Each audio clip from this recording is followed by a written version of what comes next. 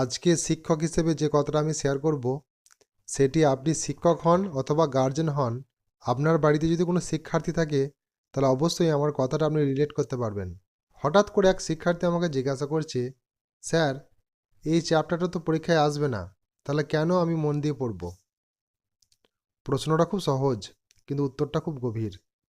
যদি এরকম প্রশ্ন আপনার সন্তান কিংবা আপনার শিক্ষার্থী করে থাকেন আপনাকে, তাহলে আপনি কি উত্তর দেবেন? দেখুন, শুধুমাত্র সিলেবাস ভিত্তিক পড়াটা এখন ট্রেন্ড হয়ে দাঁড়িয়েছে, নাম্বার পাওয়াটা একটা ট্রেন্ড হয়ে দাঁড়িয়েছে। কিন্তু এই নাম্বার পাওয়া বা সিলেবাস ভিত্তিক পড়া কি শিক্ষার্থীকে তাকে তাকে সঠিক জায়গায় পৌঁছাতে পারবে তার জীবনে? পারবে না। একটাই মেসেজ দেবো, আপনার সন্তানকে বা শিক্ষার্থীকে পাঠক হতে শেখান।